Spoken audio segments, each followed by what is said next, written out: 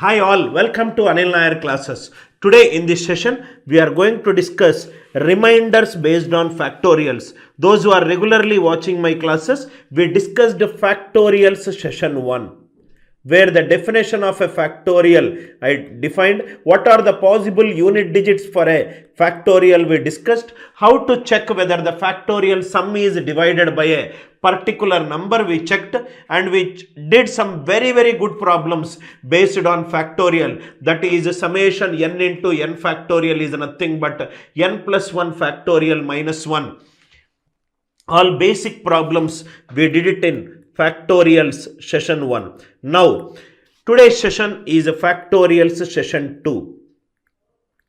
Factorials session 2. In this session 2, I am only going to discuss reminders based on factorials. All the questions that I am going to discuss will have factorial as a part of the problem, and that numerator is divided by denominator. We have to find out the remainder when a numerator is divided by denominator. All the questions, whatever we are going to discuss will be of the form numerator when divided by denominator, remainder. These numerator will have factorial as a part of it.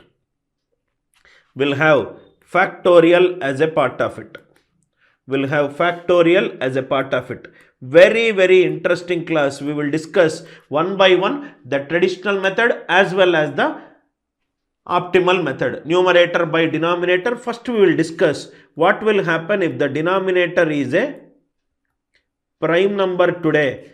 Then we will take the prime number multiples. So it is part 1. We will discuss for a prime number and we will discuss for the multiples of a prime number. Straight away let us get into the class. Do not leave in between. I will start from basics of all the questions related to this topic. Slowly I will take you to a very advanced level. Session 2 is the reminders based on factorials. Before we discuss this one, first we will write down the question. All the reminders where it is based on factorials, there is a method that we are going to use, that is Wilson's theorem. Wilson's theorem is used to find the remainder based problems when the factorials are divided by a prime number. Wilson's theorem is used when the denominator is a prime number. Wilson's theorem is used when the denominator is a prime number and the numerator is nothing but a factorial format. If the numerator is in a factorial format and the denominator is a prime number, you can use Wilson's theorem. What is a Wilson's theorem? Wilson has proposed a beautiful theorem to solve some of the toughest remainder problems using this notation. P minus 1 factorial plus 1 when divided by P, it is always 0 when P is a prime number. Reminder when P minus 1 factorial plus 1 when divided by P, it is always 0 when P is a prime number. Wilson's theorem is used when the denominator is a prime number. For example, if I take P value 5, this will become 5 minus 1 is 4 factorial plus 1 when divided by 5. 24 plus 1 is 25. 25 when divided by 5. Remainder is 0. P minus 1 factorial plus 1 when divided by P. Remainder is 0 as long as P is a prime number. P minus 1 factorial plus 1 when divided by P. Remainder is 0 when P is a prime number. All the questions whatever I am discussing today are either taken from the primitive concept or taken from the derived concept of Wilson's theorem. All the questions are based on reminders based on factorials. Let us straight away get into the class. Kindly sit in the class with a notebook and a pen or a pencil. Watch the entire lecture so that any doubt that you got will get erased as the class proceeds. In case if you got any mail, send us a mail all your doubts at support@anilnairclasses.com. At the end of the class, you will be able to solve some of the toughest problems under this topic without the usage of pen and pencil, right? Those of you who are relatively new to the class, I might have taken more than 1000 students, minimum 500 students. In a class, more than 500, 700, 1000, 2000, 3000, that will be the class. I stopped taking the students count as 500 some years before. Now my classroom strength will be anything greater than or equivalent to 1000. Right? We'll straight away get into the topic. First one. First we'll write down the concept. What is the concept? Reminder 1. P minus 1 factorial plus 1 when divided by p is 0 when p is a prime number. This is the first concept. This is the first concept. Second concept, if I take negative remainder, 13 when divided by 4, 4 3s are 12. What is the positive remainder? Positive remainder is 1. What is the negative remainder? 4 4s are 16. It is minus 3. Are you all with me? If you get a negative remainder, add it with the denominator to get the positive remainder. If you got the negative remainder, add with the denominator to get the positive remainder. This concept is extremely important. If the answer came out to be a negative remainder, add it with the denominator to get the positive remainder. If you got the negative remainder, add it with the denominator to get the positive remainder. These two concepts I am going to use. Extremely important concept. Positive remainder means answer will be like this. If you got a negative remainder, add it with the denominator to get the positive remainder. First question. Remainder 1. 30 factorial divided by 31. This can be written as 31 factorial is nothing. 30 factorial is 31 minus 1 factorial. I am adding 1 and subtracting 1 when divided by 31. 31 minus 1 factorial plus 1 minus 1. P minus 1 factorial plus 1 when divided by P. What is the negative remainder? It is minus 1 because this came out to be 0. Negative remainder minus 1. Positive remainder is 30. I hope it is clear. Reminder when p minus 1 factorial plus 1 when divided by p is 0 when p is a prime number. So 30 factorial is 31 minus 1 factorial plus 1 minus 1. P minus 1 factorial plus 1 divided by p is 0. Negative remainder minus 1. Positive remainder will be 30. Whenever you get the negative remainder, add it with the denominator to get the positive remainder. You don't need to do all this. Suppose if I put plus 1, this is p minus 1 5 factorial. Plus 1 if it comes to this side, what it will become? Minus 1. That only we will write it. Directly we will write the important key point so that you don't need to waste time. What is the conclusion? Reminder 1. P minus 1 factorial plus 1 when divided by p it is 0. So plus 1 if it comes to the right hand side, p minus 1 factorial when divided by p it is minus 1. Negative remainder means add it with the denominator p minus 1. So that means if p minus 1 factorial is divided by p, remainder will be p minus 1. P minus 1 factorial when divided by p, negative answer will be p minus 1. So you don't need to write it, directly you can write 30 factorial by 31 is 31 minus 1 is 30.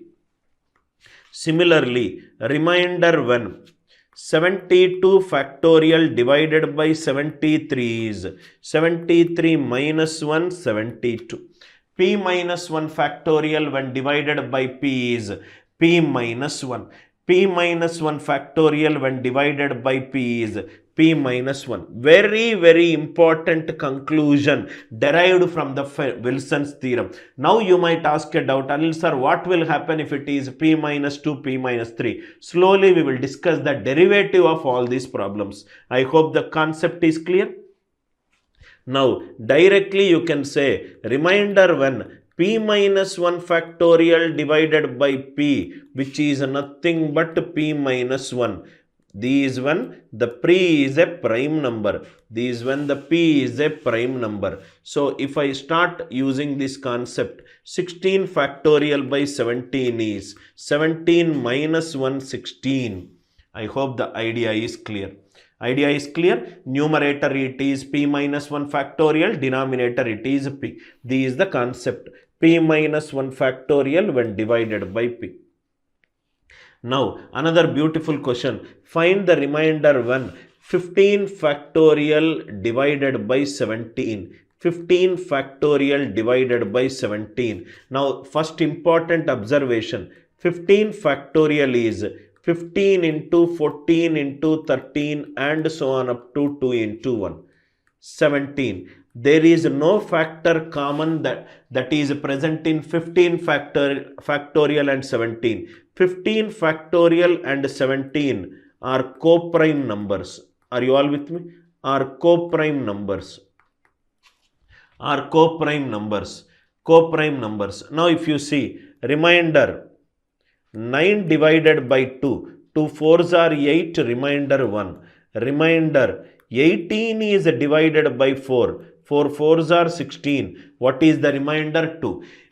Here 9 and 2 are co-prime to each other. I got a remainder 1. 18 and 4 are not co-prime to each other. The remainder is getting affected. Remainder is getting affected when the numerator and denominator are not becoming co-primes. That means if you solve this question like this, remainder 1, 16 into 15 factorial by 16 into 17, because n factorial is n into n minus 1 factorial, you might get an idea that can I write like this. But if you take these two, 16 is common to each other. That means numbers are not co-prime to each other. This logic is not applicable when the numerator and denominator are not co-prime. Remainder will get affected. So here it is a wrong method. Don't multiply and divide by 16. If you multiply and divide by 16, numerator and denominator will not be co-prime to each other. I want it to be co-prime to each other. So this method of multiplying and dividing by 16 should not work. Now see here. How to do it? Remainder 1, we have already discussed. 16 factorial divided by 17 is 16. Already we know. What is the concept? Remainder 1, p minus 1 factorial divided by p. It is nothing but p minus 1. So, 16 factorial is nothing but 16 into 15 factorial when divided by 17 is 16. Till here it is clear. Now, if you observe, remainder 1, 9 into 7 divided by 2. 9 when divided by 2, remainder 1. 7 when divided by 2, remainder 1. When I further divide, is the remainder changing? Remainder is not changing. It will not change as long as the numerator is less than the denominator. 16 when divided by 17. 17 zeros are 0. 16. 15 factorial by 17. We don't know the remainder. When I further divide, remainder will not change. Just by looking at a question itself, I can say that x equivalent to 1. Because 16 ones are 16. 16 divided by 17 is 16. By looking at a question itself, I am able to deduce 16 factorial divided by 17 is 16. What is the method that I am using in this one? I am using backtracking method.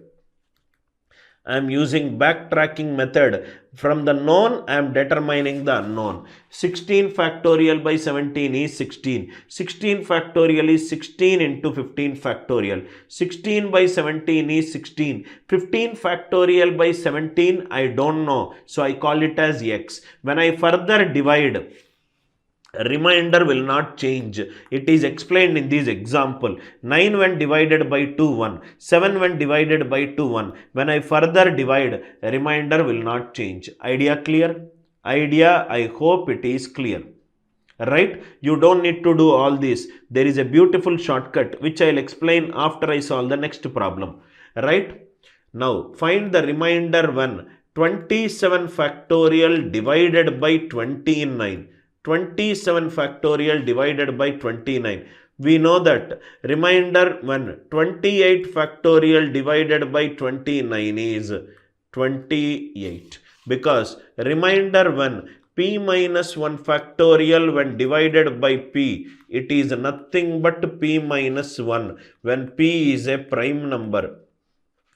When p is a prime number. So 28 factorial is nothing but 28 into 27 factorial when divided by 29, it is nothing but 28. These is nothing but 28. 27 factorial divided by 29, I don't know. When I further divide, remainder will not change. Just by looking at a question itself, I can say that x equivalent to 1. I can say that x equivalent to 1. Are you all with me? In the previous case also we got 1. In this case also we got 1. Does it mean that p minus 2 factorial divided by p, it will always result in 1? Definitely it will result in 1. Now see, why it will result in 1? Right? Because of these two examples it is concluded. So conclusion. Reminder, when p minus 2 factorial divided by p, it is always 1 when p is a prime number. Important conclusion. Reminder 1, p minus 2 factorial when divided by p, remainder is always 1 when p is a prime number. That means, reminder, the difference in the numerator and denominator, the term value should be 2. 27 factorial divided by 29, it is 1. Reminder 1, 41 factorial divided by 43, these also 1. Reminder 1, 27 factorial divided by 29 or 77 factorial divided by 79, it is also 1. Idea clear? P minus 2 factorial when divided by p, it is always 1 when p is a prime number. First conclusion, p minus 1 factorial divided by p is p minus 1. P minus 2 factorial divided by p, it is always 1 when p is a prime number.